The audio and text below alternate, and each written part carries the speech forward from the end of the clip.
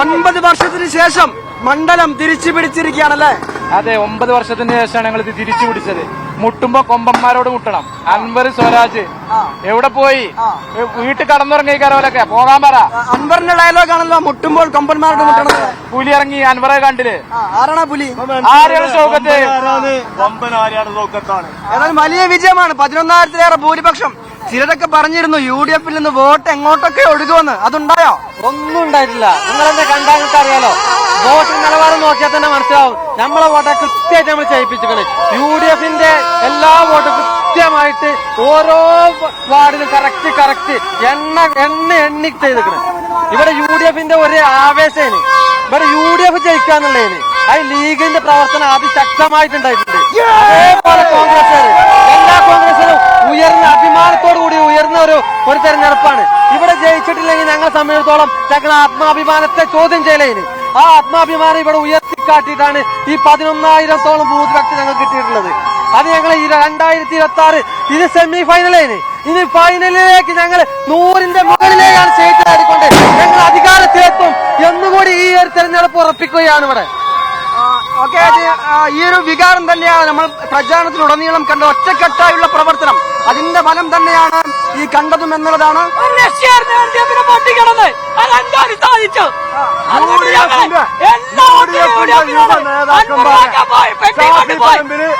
Rahul മാങ്കൂട്ടത്തില്, PK Firoz, KM Shaji ഇങ്ങനെയുള്ള UDF-ന്റെ യുവ നേതാക്കന്മാരെ വെല്ലാണ് LDF-ലുള്ളത്. AA റഹീം, V വസീഫ് ഇങ്ങനെയുള്ള കുറച്ച് അലവലാദികളാണ്. ഓലൊന്നും ഇനി ഒരിക്കലും UDF-ന്റെ ഈ യുവനിര മുന്നിക്ക് വരുന്ന ഒരു കാലത്ത് മുന്നിക്ക് വന്നു കഴിഞ്ഞാൽ LDF-ന് കേരളം നോക്കുക തന്നെ വേണ്ട. ഞങ്ങൾ UDF തീർച്ചയായും അത് തന്നെയാണ്. എനിക്ക് മുകളിൽ ഈ കൊടി കാണാം. കോൺഗ്രസിന്റെയും ലീഗിന്റെയും കൊടി ഒരേ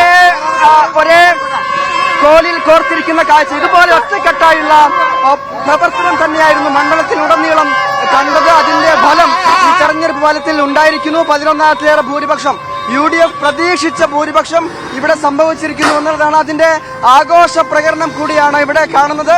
2026-ലെ നിയമസഭാ തെരഞ്ഞെടുപ്പിന്റെ സെമി ഫൈനൽ, അത് നേരത്തെ പറഞ്ഞ പോലെ അത് ജയിക്കണമെന്നുള്ളത് അനിവാര്യതയായിരുന്നു എന്നുള്ളത് ഉൾക്കൊണ്ടുകൊണ്ടുള്ള പ്രവർത്തനം കൂടിയായിരുന്നു ഇവരുടെ ഭാഗത്തുണ്ടായത്. വലിയ ആവേശത്തിലാണല്ലോ. സെറ്റാണ്. ഏത് മോഡ്? പൊളി മൂടാണ്.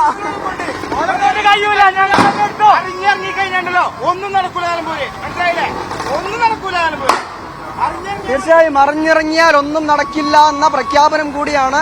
അവരുടെ വാക്കുകൾക്കൊത്തുള്ള പ്രവർത്തനം പ്രചാരണ രംഗത്തും ഉണ്ടായിരുന്നു എന്നതിന്റെ അടയാളം കൂടിയാണ് ഈ ഭൂരിപക്ഷം എന്ന് പറയണം.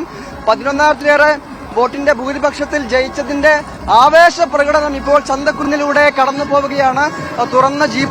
തുറന്ന ജീപ്പുകളിൽ, മറ്റു വാഹനങ്ങളിൽ, ബൈക്കുകളിലെല്ലാം പ്രവർത്തകർ ലീഗിന്റെയും കോൺഗ്രസിന്റെയും ഒക്കെ കൊടികളേന്തിക്കൊണ്ട് വരുന്ന കാഴ്ചകൾ കാണുന്നു. ആര്യാടൻ ഷൗക്കത്തിന്റെ ടീഷർട്ട് ധരിച്ച ആളുകളുടെ ആവേശം കാണുന്നു.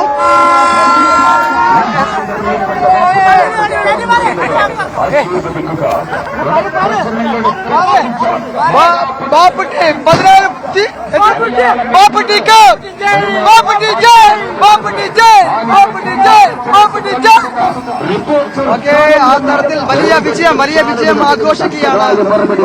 ജീപ്പിന് മുകളിൽ അനൗൺസ്മെന്റായി പോകുന്നു. അങ്ങനെ മറ്റു വാഹനങ്ങളിൽ കൊടികളേന്തിയ വാഹനങ്ങൾ പടക്കം പൊട്ടിച്ചുള്ള ആവേശം എല്ലാം കാണുകയാണ്. ഈ യാത്ര അത് വഴിക്കട വരെ നീണ്ടു നിൽക്കുമെന്നാണ് പ്രവർത്തകർ പറയുന്നത്.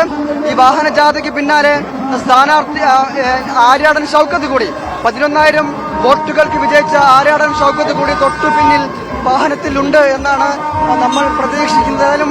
വലിയ ആവേശത്തിലും ആഘോഷത്തിലുമാണ് UDF പ്രവർത്തകരുള്ളത്. തങ്ങൾ ഒറ്റക്കെട്ടായിരുന്നു ഈ തെരഞ്ഞെടുപ്പിലാകെയും എന്ന ഉറച്ച പ്രഖ്യാപനം നടത്തിയിരുന്നു. അതിനെ സാധൂകരിക്കുന്ന